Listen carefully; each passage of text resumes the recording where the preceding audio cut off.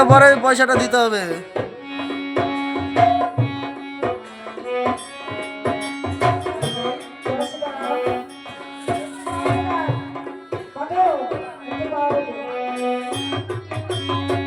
আর আমাদের কিছু করার নেই, আমরা কারণ আমাদের যদি হইতো তাহলে আর ওরা এই সময় পাঠাইতাম না।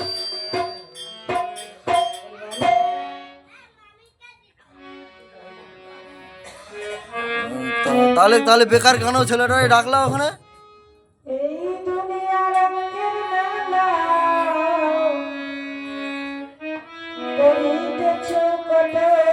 ও আর আমার ফোন করে আমার বলে লাভ নাই, দেখো দেখি ওই যে গেছে ওর সাথে কথা বলো।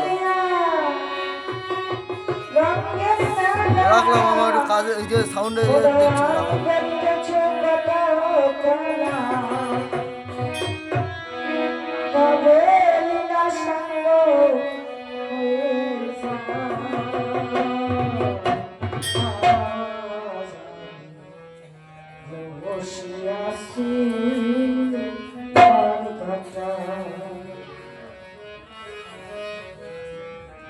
এই দুনিয়া রঙের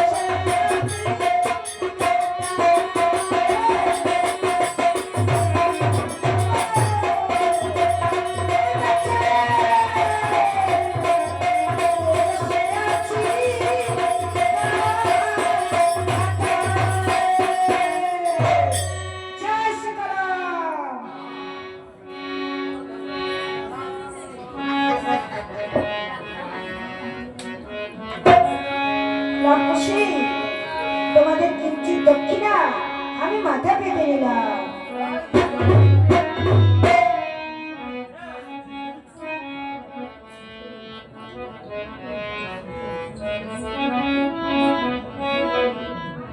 তখন কি করলে ধীরে ধীরে সচিবরা বলছে আমি চতুর্দিকে ঘুরতে যাব দাদা। ভগবান রামচন্দ্র বলছে অশুভ লক্ষণ দেখছি দাদা, এমন অবস্থায় তুমি যেও না বাইরে। তখন বলছেন সেগুলা তুমি ভুলে গিয়েছো আমি তো মথুরার রাজা ছিলাম, আমি লঙ্কাকে রোধ করি লঙ্কাকে জয় করেছি দাদা।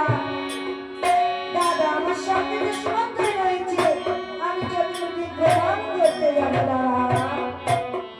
তখন কি বলেন বলছেন ঠিক আছে তুমি যাচ্ছ যখন যাও সঙ্গে সমুদ্রকে নিয়ে নিও, আমি অনেক তোমাকে আশীর্বাদ করি দেখে শুনে যেও। কি করলেন পুজো দিলেন বেশি বেশি গেলেন উত্তরে জেলেদের বাস ওখানে জীবিকা মাছ ধরে। পশ্চিমে গেলেন বসবেন 2 দিন পরে জীবিকা ধীরে ধীরে কোথায় চললে দক্ষিণে তপবন। ওখানে গিয়ে ডিরেক্টর এসে বলছে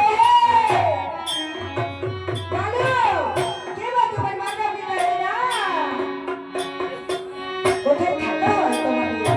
বলছে আমরা থাকি এই তপবনে, আমার দাদা আমি খুশি। আমার ভাই তো জানে, আমার মা জানে কি মা আমার পিতা দাদা বলিস না কেন? বলছে আমার পিতা গোলকের গোসাই। আপনার পরিচয়? আমার নাম সত্য ঘোড়া, আমি মথুরার রাজা ছিলাম, আমি রাবণকে বধ করি রাবণকে জয় করেছি। তবে ধনুর বানিয়ে কেরলা ছেড়ে দাও অশ্ব, এই অশ্ব যজ্ঞের অশ্ব। বলছে না না এই অশ্ব নিতে গেলে যুদ্ধ করতে হবে। বলছে যুদ্ধ তুমি নাকি জানো বলো, তোমার সাথে আমার যুদ্ধ মানায় না। বলছে রেখে দেখো পারি কি না পারি। আরে বাবা বাবা জামানে যাব খুশির গানে জাহানারে আমার জয়